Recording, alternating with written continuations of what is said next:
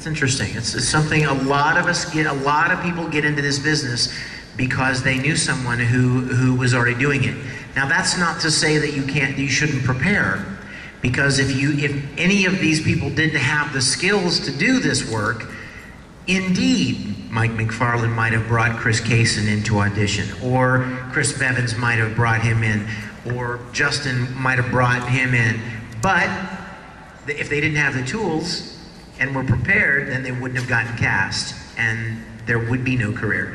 So even though we knew people who got us into the business, it was all of the background that we had spent in acting and even preparing in different ways. Being part of the family tree of someone who runs the company. Well, Aaron's a little bit of an enigma. He's just a talented little sucker.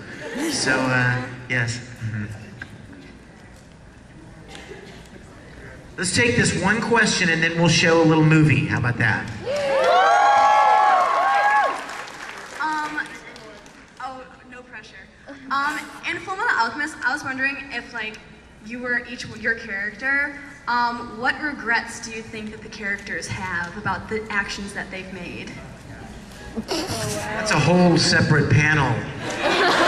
To list Edward Elric's regrets? Oh my gosh, here, somebody else take that. Yeah, I think Scar would regret everything. Like, I think Scar would just start over again and like run a pet shop or something. He's like, I can't do this anymore. Like, no, yeah, everything. I mean, oh God, yeah. I don't think there's not a single bright spot in the man's life. He'd be crazy if he didn't regret it. I don't think Gluttony knows how to regret. I don't think he could even spell it. So I don't think he would have any. This would be way too long, right? I'm with Scar on that. A lot of regret here, folks. A lot of regret. Al would probably regret something silly, like, you know, the time that he slipped milk into Ed's drink or something. I'm sure it's been eating away at him for years and years, and he just hasn't had the courage to tell, you know? I can't talk. My regret, it would spoil something coming ahead if you guys are keeping up with the show. So I can't talk about mine, because then you'll be like, oh great, yeah, I remember when Hapricorn spoiled this for me, awesome. So mine's coming up, you'll see.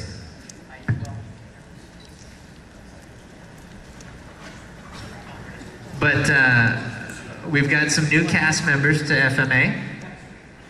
Right here, these guys, no, I'm kidding.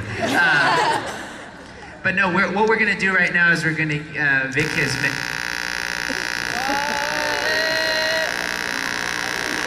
I'm a ventriloquist. I'm doing that right now, see, I'm done. But we're gonna show Full Metal Fantasy, which is something that Vic made several years ago.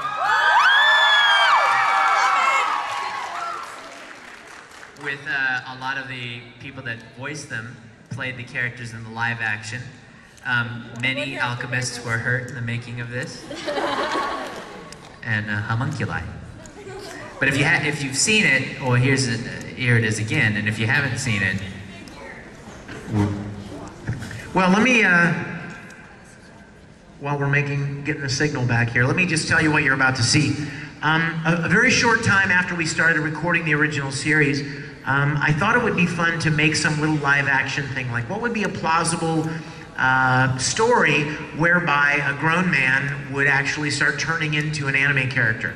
And so I made up this little story, and then I asked some of the other voice actors if they'd like to be involved in it as well. Oh, was that the problem? Ta-da! Can we...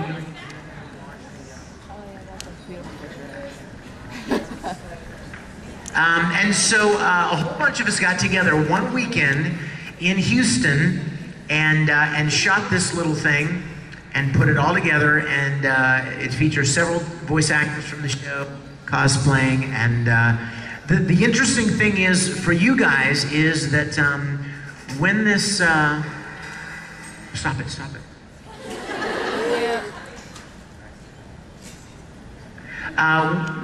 For about 2 years, Funimation asked me not to show it.